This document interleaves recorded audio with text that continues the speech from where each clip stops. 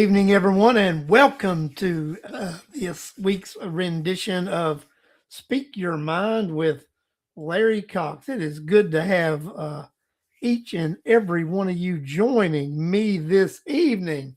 If you wouldn't mind, share or like the show. Let's build the audience a little bit. And excuse me, while that's going on, I'm going to go ahead and say hello to some of the guests who have joined us tonight. Marie Withers, welcome to the show. Voices for Rockdale. Corliss Turner, welcome to the show.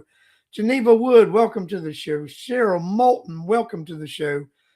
Cheryl Garcia, welcome to the show. I've seen a few of you yesterday. I've seen, excuse me, William Campbell, good evening. Welcome to the show.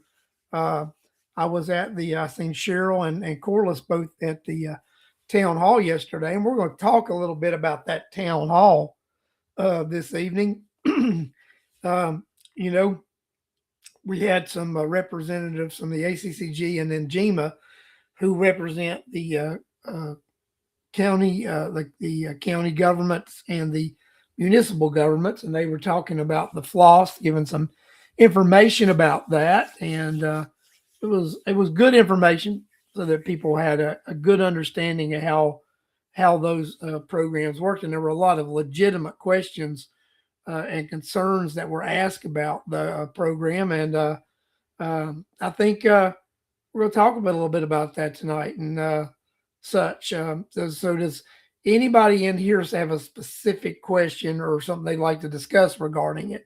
I'm going to start the conversation out by talking about the floss and the revenue and what that revenue does. So the floss will collect a 1 penny tax if it's passed, and what they collect the previous year, the year it collects, the next year it is used to reduce the millage rate. You do not get a credit like you do with the host currently. The host currently, they divvy it up among all homeowners, homestead property owners, and you get a credit that goes directly against the amount that you owe, property taxes you owe. With this floss, they use it to lower the millage rate by the amount that it would be to that money they raise. Now this is a tricky thing, right? What if they decide they need, let's just say the floss raises enough money and they lower it 1.5 mils. Let's say it was 18 and they say, okay, qualifies it to go down to 16 and a half. Well, what if the county decides, well, we're going to raise the millage rate above that? And then they said, well, if we rate, we're going to keep the millage rate at 18 and raise it another half to 18 and a half. And then, they would say, well, but it would have been higher than that if you hadn't had the floss come in and lower it. But you got to remember, they still are going to get an additional $24 million in revenue. And that's the problem with this floss program is they get this money directly to the general fund. And it's going to be hard for them to let it go. Because once they start seeing these hard dollars come, it's not like the host, guys. The host is collected and it has to be used to give you a credit on your tax bill. This, they're going to say we're lowering the millage rate by so much. But then they can turn around and raise the millage rate and you really not see any credit or any lowering of taxes because they've used the money because that money goes into the general fund and they can't bear to do away with it. I mean, or, to actually give you a reduction in the millage rate. That's what I see happening. I mean, you guys, everybody who's lived in Rockdale County has participated in the host program since the early 2000s. Has your taxes actually ever went down, even though you had your credit? The answer is no, because they've always raised the millage rate. They've always raised taxes, and you're and it's always gone up. Well, Bill, that's an interesting part about you mentioned the interest bearing account. I think the two representatives were going to find that out because I believe they were believing that it was a mandatory that that money go into an interest bearing account. So I think we're supposed to get some information about that. I think Representative Taylor, they were going to reach back out to her and find out about that. Um, I think that they were thinking that it had to go into an interest bearing account. So we'll see what happens with that. But yeah, like I said, this floss does not give you a direct tax credit. The following year, they use that money and say, okay, we can lower the millage rate this much because we collected this much money. But the problem is that money goes into the general fund. Once they have access to that money in the general fund, do you think they're going to want to give up additional revenue? No, they're not going to want to give up additional revenue, and that's the problem. I think last year when a Representative Angela Moore uh, was going uh, last year when Representative Angela Moore was going to introduce legislation about DC blocks is already here when they start paying taxes for that money to go toward uh, tax credits for the homeowners. And the Representative Moore told me that the pushback she got was the county told our local delegation they already had plans for that money. Now, let me ask you, if they already got plans for the DC block money, what makes you think they don't already have plans for that 1 penny of floss money?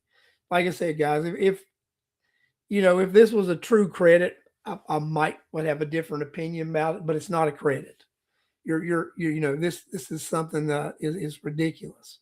Uh, that's just crazy. Uh, no, the courthouse bonds can't be pulled from general. Yeah, that's what they're paying the courthouse bonds from is the general fund, right? So I mean, it is what it is. I mean, we got took to the cleaners with that deal. Also, I mean, I'm going to shift gears a little bit. I think toward the end of the meeting was some of the most interesting information when our court clerk Janice Morris was talking about the tour of the courthouse and the admin building and all that going on. And I'll tell you, they described something very disturbing to me, not surprising, but disturbing. You guys know I've always described that project as an admin building with a slice of courthouse, right? Well, I think after what we were told yesterday, what I've been saying all along is true. Um, Madam Clerk described the admin building as a Taj Mahal type spare no expense building, and the courthouse is get by cheapest you can do by the seat of your pants, inexpensive and cheap looking. There's that the admin building, top of the line, marble bathrooms, you know, uh, just ridiculous. So you can definitely tell who got the pick of what they wanted when it came to this courthouse admin um, thing. Well, the admin with the slice of courthouse project, because apparently that's exactly what we got as our taxpayers. Our tax dollars built a Taj Mahal admin building with a cheap knockoff courthouse. That's what I've been hearing. That's what I've been told by people who are gonna habitat. Be in the building habitats. You know what I mean? So guys, it's interesting when we look at this kind of thing, right? But years back, you had myself and most 70% of us voted no, right? We voted not to do this project, and I wish we hadn't have. I wish we would have. Now, do I think that we needed to build a courthouse? 100%, not there at Parker Road, and for half the money.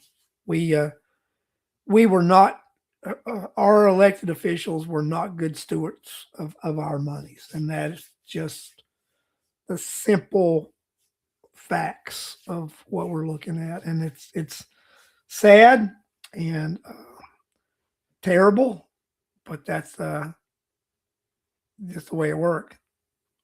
I'm just not very happy, not very happy at all with all this. But so it goes. But yeah, going back to that meeting yesterday, it was a very enlightening meeting when, people had a lot of questions. They did ask about that floss account would be an interest bearing account, but this thing about it's got to pass. Uh, Bill Campbell, it was only supposed to be a courthouse only. You remember, I remember back in 2018, 19, when you were on the courthouse committee, the first courthouse committee, and when you guys researched that, you guys didn't research an admin building. If I'm incorrect, please correct me. But you guys were only looking at the feasibility of expanding and building a courthouse only when that first committee. But I'll tell you, behind the scenes, all along, even then, the snakes were in the grass wanting to get that admin building with the slice of courthouse. It has always been admin with a slice of courthouse. Bill Campbell said correct. And the reason I know that Bill would know that because he was co-chair of that committee. He was Bill Campbell was co-chair of that committee, and I know he knows very well what that committee's task was. It was to look at the feasibility of building a courthouse.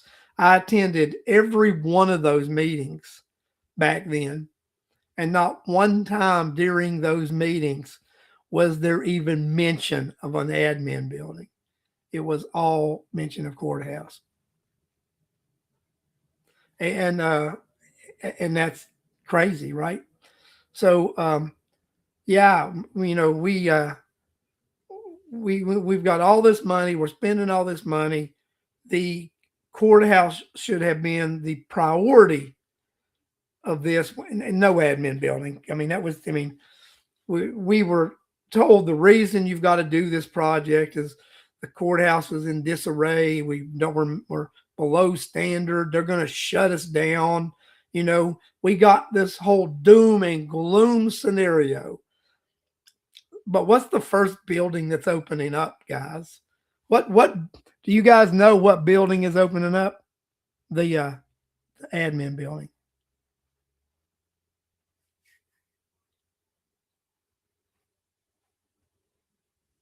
At the JAC meeting update, they talked about moving or tearing down the old jail for more green space. How do you feel? You can watch the meeting on, um,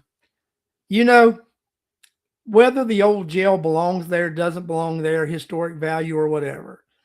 Those two buildings don't even look like the new ones. Don't look like they belong in Old Town either, and that's just reality. Anybody who goes there, I've talked to people who have visited Conyers from not around here. I've talked to people who have been lifelong residents, and they all tell me same thing.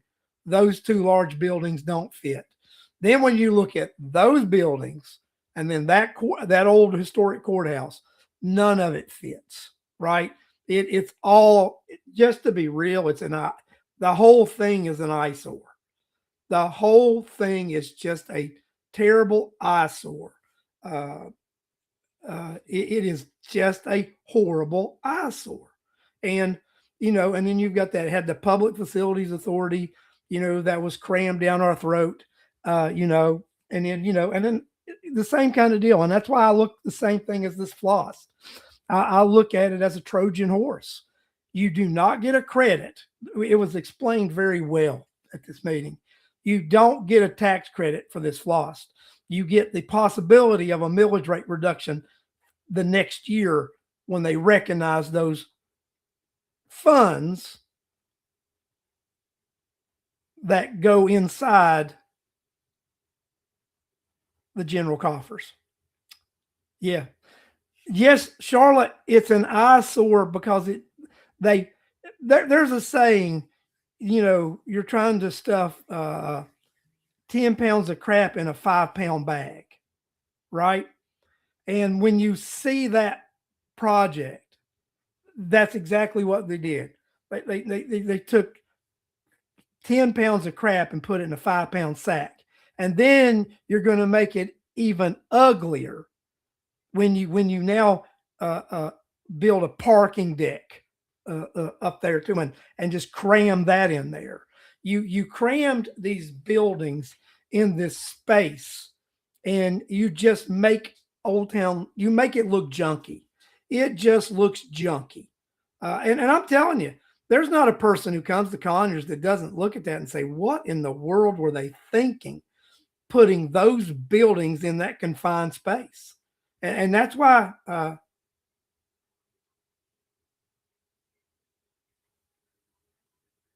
it's ridiculous. It's just ridiculous. And people can defend, this board of commission, and because they're friends or whatever, doesn't justify it. You can be friends with people and they do stupid things, right? I mean, that's just reality. You can be friends with people. I got a lot of friends who do stupid things, right?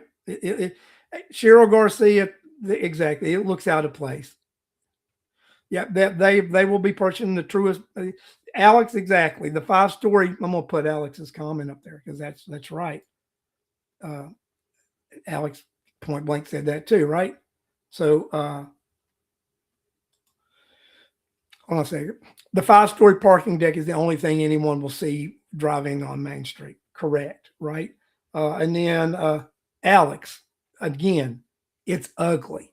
There's the whole deal. It's ugly, right? It is just absolutely an eyesore. And there's no better way to describe it. And people might not like it that some people are transparent and truthful about what it looks like. It is an eyesore. It is terrible. It is terrible.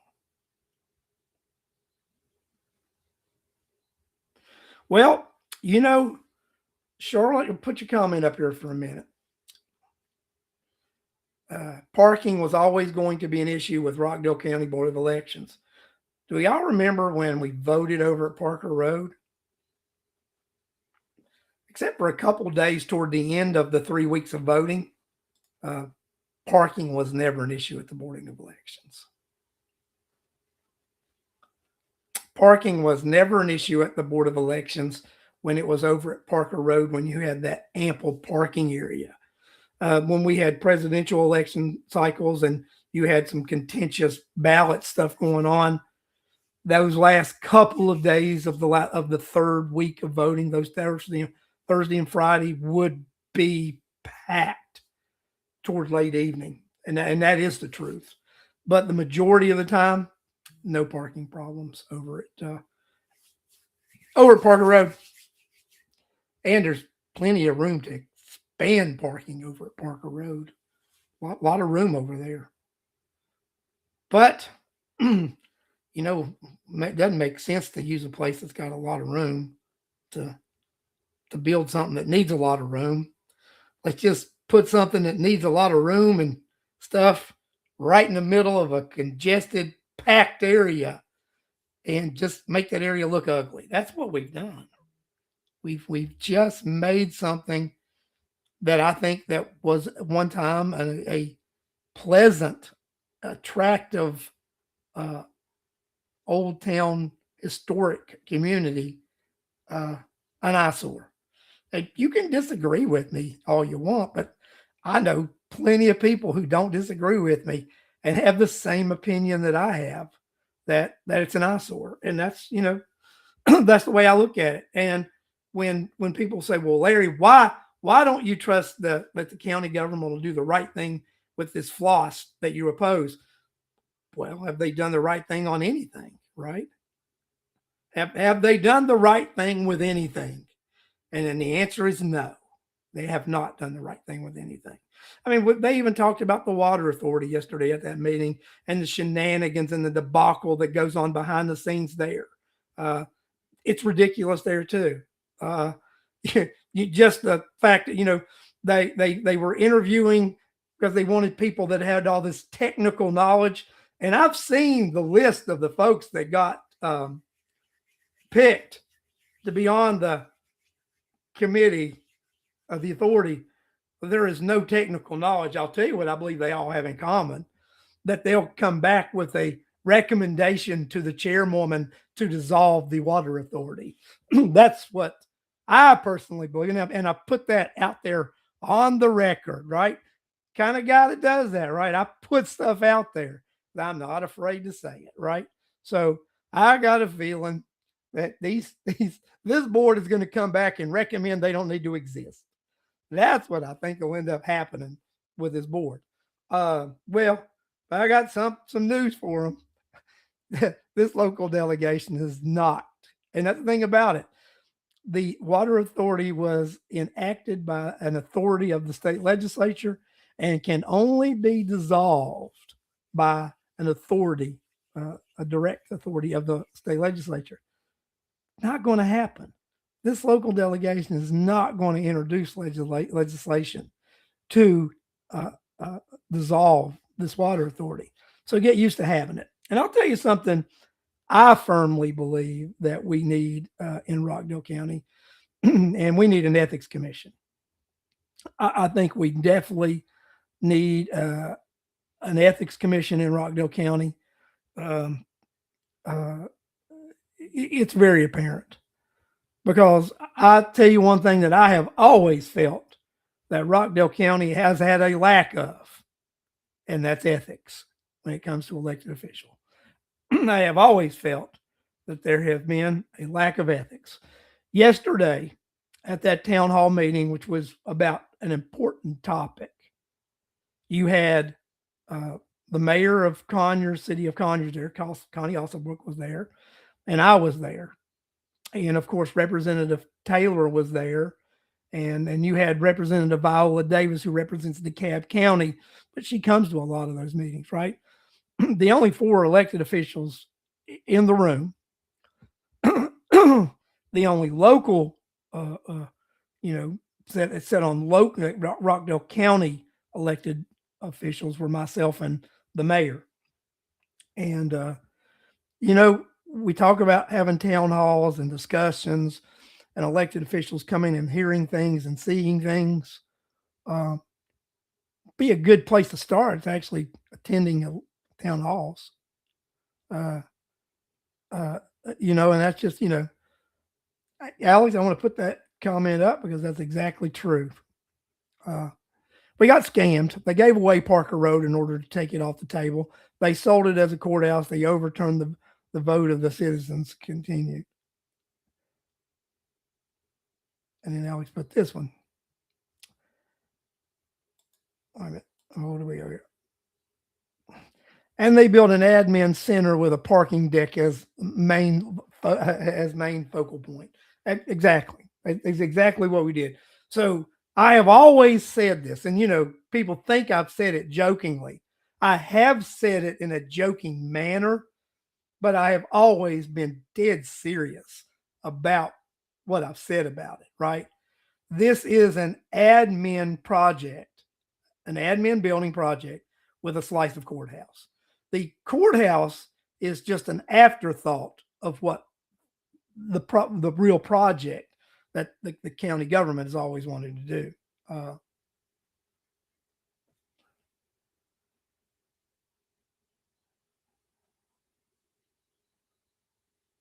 And that's and that's just crazy. I was reading a comment by Bill Campbell talking about the 5 commissioners and a county manager, and Corliss talking about that, and that's what I've always. One of the things I thought also is I don't like our form of government. There are people that don't agree with it or whatever, right? But I don't agree with the chairperson being the person that runs the day-to-day operation and being part of the legislative body of the county. It's a conflict of interest for that person to be doing both of those roles.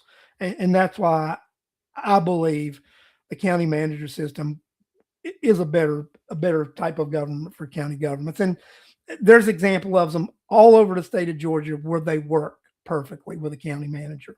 County manager does not it does not make uh, uh, policy decisions. They carry out policy that is enacted by the board, and that's where I think we need to be. It's a different thing, right?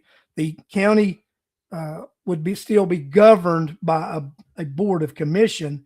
It would just have a administrator carrying out the wishes of the board on a daily basis. Take away that conflict of a commissioner uh, asserting authority over all the other commissioners. What we say? Yeah, I want to put that out there, Alex. That's exactly true. Now they want to move the clerk of courts and the public records off-site, and the sheriff say he won't be able to secure them, the deeds of our homes off-site. Yet, Madam Clerk actually stated yesterday that she had been told. Alex, you're going to love this. I don't know if you spoke with Janice about this. Janice was told she is going to have to provide her own security for clerk. She is going to have to provide her own security. Did you know that? She made that announcement yesterday evening. I mean, yesterday at that meeting, she was told she's going to have to provide her own security.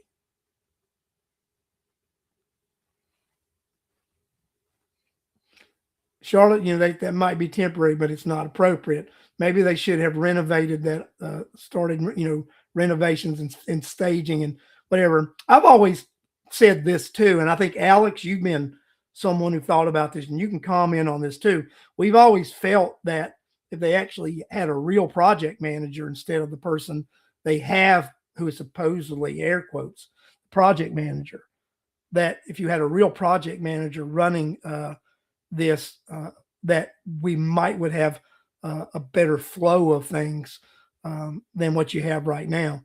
I mean, we do not have adequate leadership when it comes to that. So it's ridiculous.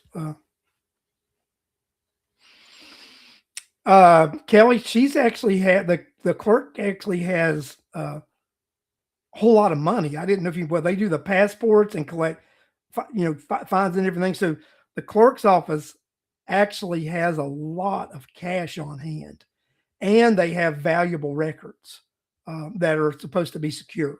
So I mean, there are possibly hundreds of thousands of dollars at any given time that are in the courthouse under the clerk's protection and there.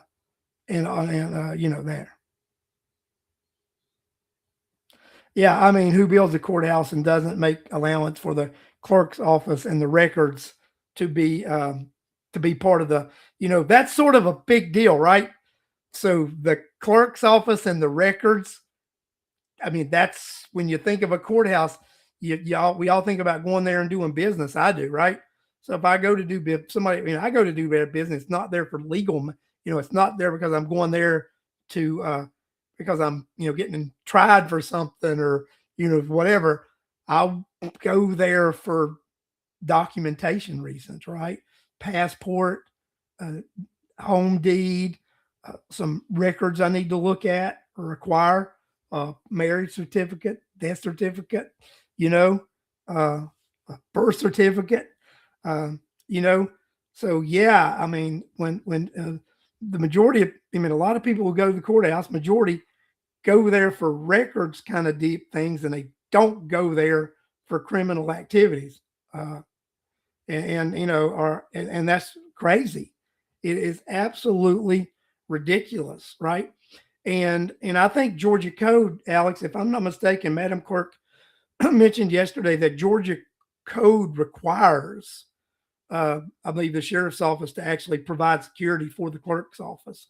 So for these folks who are, air quotes again, the project managering, the project managers in charge of the facility, building the facility, and and of the coordination, um, you know, not doing things right. It's just crazy, right? So, you know, I think, well, after the meeting yesterday, and I was driving home, and I was just thinking about some things. And one of the things that, I was thinking about, and I was thinking about transparency, right? And I was thinking about Rockdale County government and transparency. And then I think, do I connect the two? And actually, when I think of Rockdale County government and that type of situation, no transparency comes to mind, right? The lack of transparency, the lack of, always trying to skirt around things, always trying to be tricky, uh, always trying to, find a loophole to not tell you something. Well, we did that in executive session, or we have an NDA, a non-disclosure agreement, so we can't talk about it. You know, if I think of one of the most non-transparent things that I know, and it's Rockdale County government, right? Alex, thank you. I want to put that one up there. I'd been thinking about that, and I didn't want to say, which means they will be coming at us again in no time for a court expansion. I showed a picture to something yesterday. I showed a picture of have you guys been to Atlanta and you've seen the new courthouse that was built in 2020? The the new Georgia State Supreme Courthouse. It is an immaculate building, right? Immaculate building, $130 million. Look, I mean, you pull it up online and look at this building, $130 million complex. Now that's what $130 million looks like. I'm just telling you right now.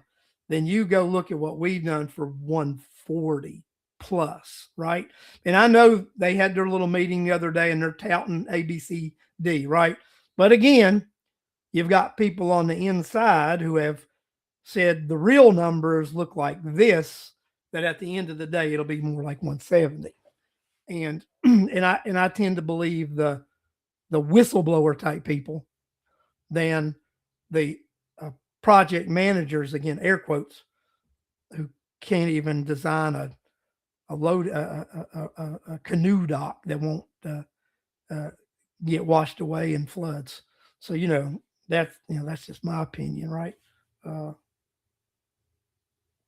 There is planned unfinished space in the courthouse on the second and third floor for court expansion. Yep, that's what I had heard too. But let's just be real about something. Unfinished, and they're going to max their money out, and they're going to have additional money to expand that second and third floor. Snap, crackle, pop. That's what it is.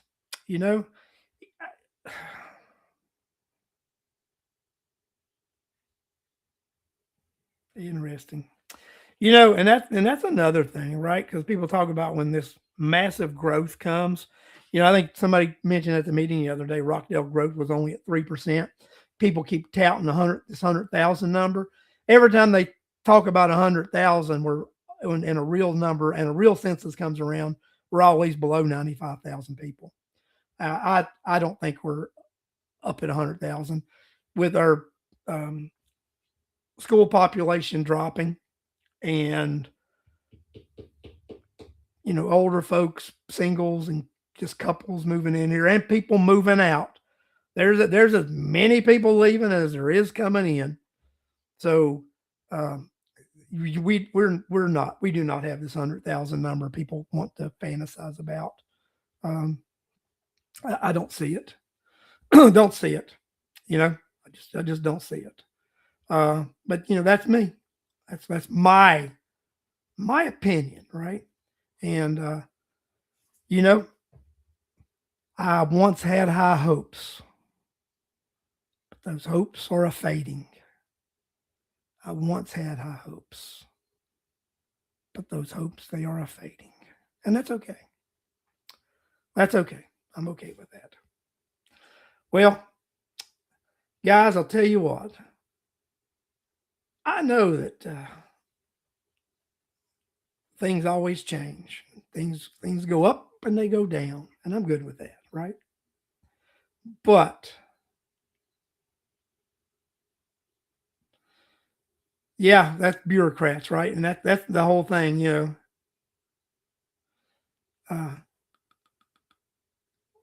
that's the whole thing, you know. I was hoping when this group of new commissioners got elected that they would change out some bureaucrats. You know, that's the problem, whether you realize it or not, right? You change elected officials all you want when you still have the same people behind the scenes with the same old ideas, pushing those same old ideas out to different elected officials, you get the same results. And that's what you have right now. Same old ideas just getting pushed out from behind the scenes. Alex, I want to put that up there because you are 100% right. Exactly, and they want another 50 million for that expansion for that. And there goes back to my point. And I'll just tell you this: this is why, with the floss not being a credit and it being funds that are collected going right into the general coffer, that the next year they say, well, we can lower your millage rate this much. But remember, they can also raise it that much and say, well, instead of it being 19 and a half, it's only 18 and a half because we were able to keep it down. Right. And that's the reality. With that money going to general funds, you're never going to see tax relief. The only way to see a tax relief if it comes to you as a credit, like the host. And then they want to do away with the host for a L host, which operates very similar. That gets spread among everybody, and then at some point they can take that money and play the millage rate game again with it. So I mean, it was a very enlightening meeting yesterday to learn about that floss and L host, about the little nuances and changes that have been made in the last couple of legislative sessions. You know, not it's not a credit anymore. So no, it's the way to put money into the general coffers.